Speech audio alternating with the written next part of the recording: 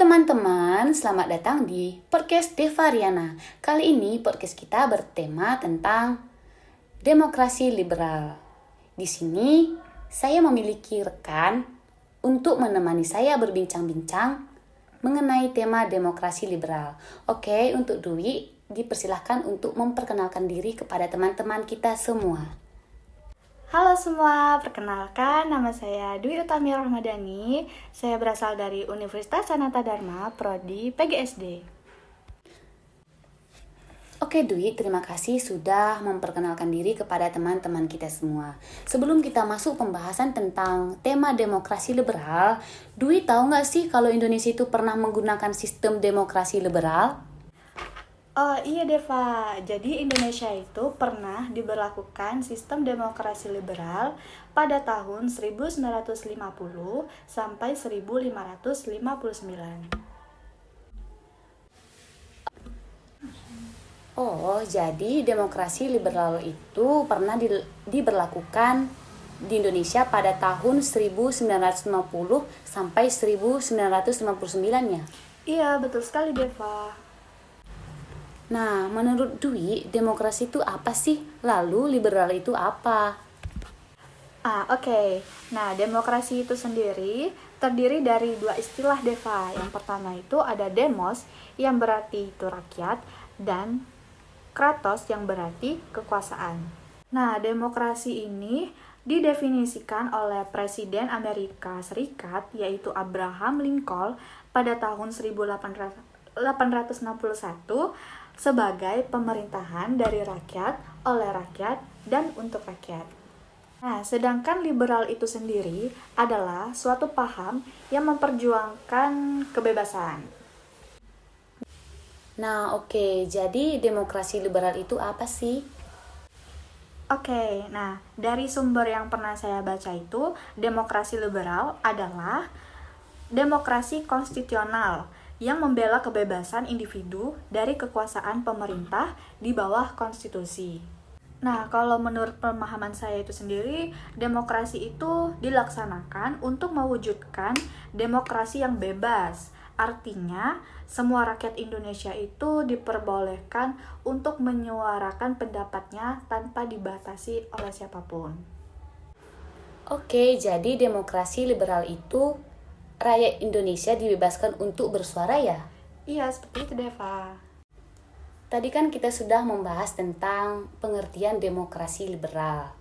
Nah, di sini saya akan bertanya kepada Dwi, sejarah demokrasi liberal itu bagaimana sih?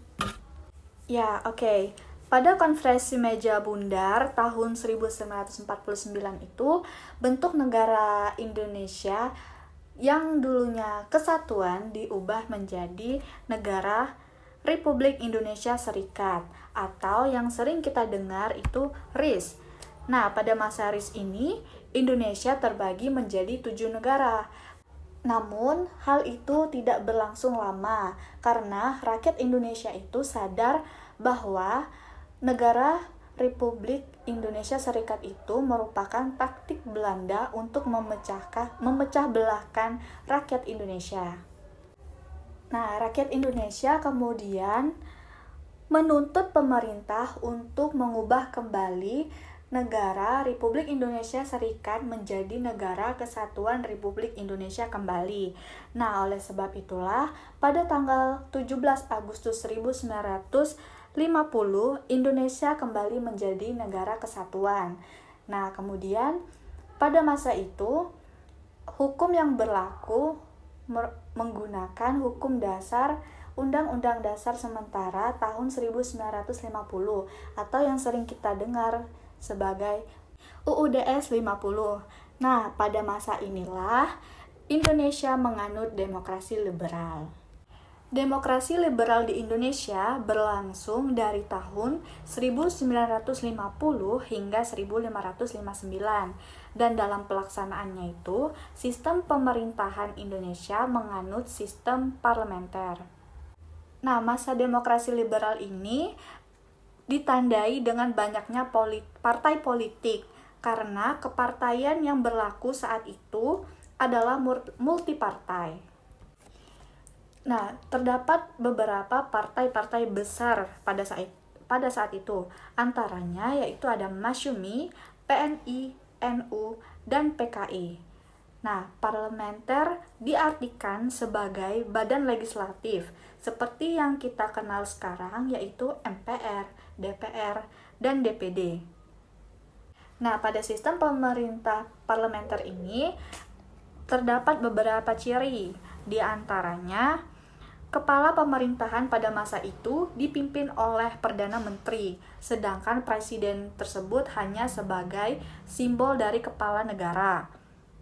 Presiden tidak memiliki wewenang untuk menjalankan pemerintah.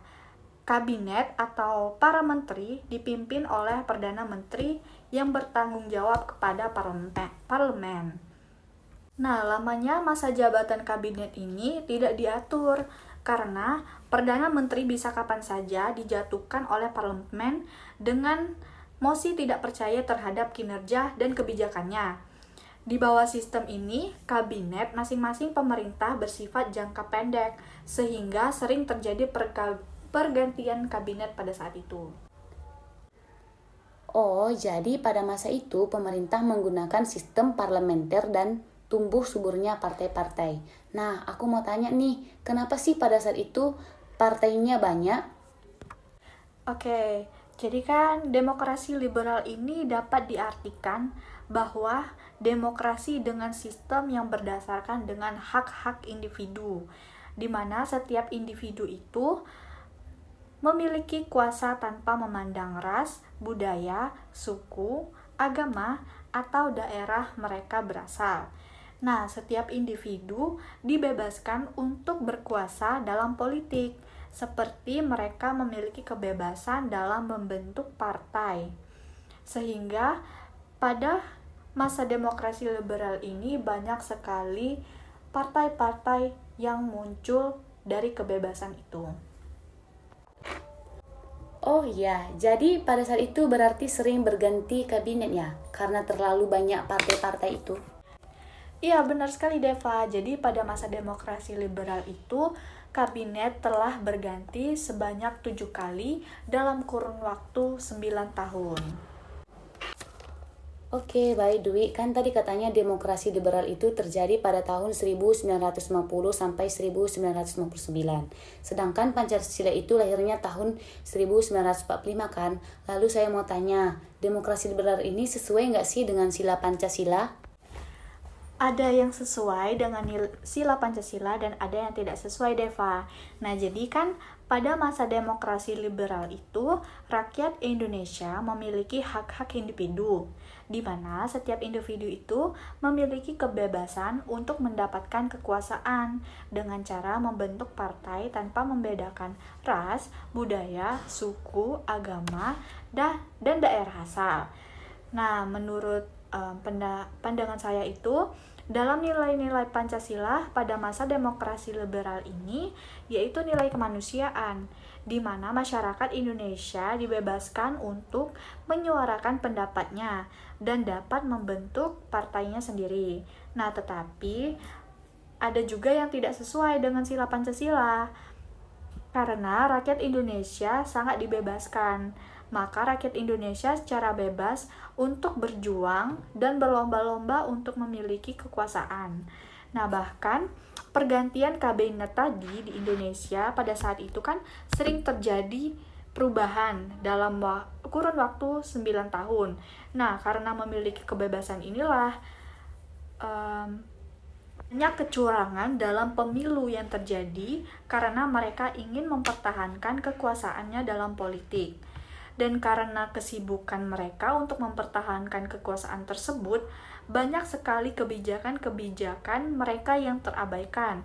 Nah, hal itu juga tentu tidak sesuaikan dengan nilai persatuan, musyawarah, dan keadilan pada sila Pancasila, di mana harusnya kita saling bergotong royong dan bersatu untuk mensejahterakan rakyat Indonesia. Oh, jadi pada masa demokrasi liberal itu yang sesuai dengan Pancasila yaitu nilai kemanusiaan dan tidak sesuai nilai persatuan, musyawarah, dan keadilan. Nah, saya juga setuju dengan pendapat Dwi tentang gotong royong, bukan untuk mementingkan kekuasaan bahkan diri sendiri. Nah, sekarang pertanyaan terakhir nih. Pada masa sekarang ini, menurut Dwi, definisi atau konsep demokrasi liberal itu masih dilakukankah? Oke Deva, jadi kan tadi karena rakyat Indonesia itu secara bebas untuk membentuk partai sehingga partai-partai tersebut banyak melenceng dari kebijakannya. Jadi pada masa itu partai politik itu sering terjadi kericuhan. Jadi Presiden Soekarno mengeluarkan dekret yang mengatakan bahwa tidak diberlakukannya lagi UUD-S 50, yang mana artinya demokrasi liberal secara resmi tidak digunakan lagi di Indonesia. Di mana saat itu Indonesia kembali memberlakukan UUD 45. Nah, dan awal mula masa presidensial, di mana presiden yang mengambil alih dan diberlakukan demokrasi terpimpin yang bertujuan untuk menata kembali kehidupan politik di Indonesia setelah keadaan pemerintah yang tidak stabil pada saat demokrasi liberal. Nah, tadi kan Deva tanya tentang konsep atau arti dari demokrasi itu sampai sekarang itu masih berlaku nggak sih? Nah, saya pernah melihat postingan di Instagram Bapak Jokowi Dodo alias presiden kita sekarang ini, bahwa dia mengatakan bahwa demokrasi di Indonesia ini sudah sangat liberal sekali. Artinya, rakyat Indonesia telah secara bebas menyuarakan pendapatnya. Sebagai contoh seperti yang telah dijelaskan olehnya bahwa rakyat Indonesia yang tidak menerima bahwa masa jabatan presiden itu menjadi 3 periode. Padahal itu kan masih wacana saja. Nah, oleh karena ketidakterimaan rakyatnya itu, Bapak Jokowi kita sering sekali mendapatkan cemooh maupun orang-orang yang mendungung-dungungkan dirinya. Kemudian presiden kita itu juga menjelaskan bahwa rakyat Indonesia itu sudah sangat diberikan kebebasan dalam bersuara. Tetapi jika sudah termasuk ke dalam mencela dan orang yang dicela marah dan melamporkannya kepada polisi, berarti itu sudah menyangkut hukum dan sesuai dengan undang-undang yang berlaku. Nah, dalam kasus ini sudah jelas kan kalau bukan sistem demokrasi liberal yang masih diberlakukan sekarang, tetapi konsep dan pengertian demokrasi liberal itulah yang masih sering terjadi pada saat ini. Wow, jadi sekarang ini pengertian demokrasi liberal itu masih berlaku ya? Dan semoga sejarah dari demokrasi liberal dapat menjadi acuan bagi kita semua, agar tidak terjadi kembali di masa depan. Nah, terima kasih Dwi sudah menemani saya untuk berbincang-bincang mengenai tema demokrasi liberal. Oke, sama-sama Depa. Dan untuk teman-teman, semoga menyukai berbincang kita pada kali ini mengenai demokrasi liberal. Sampai jumpa. Goodbye.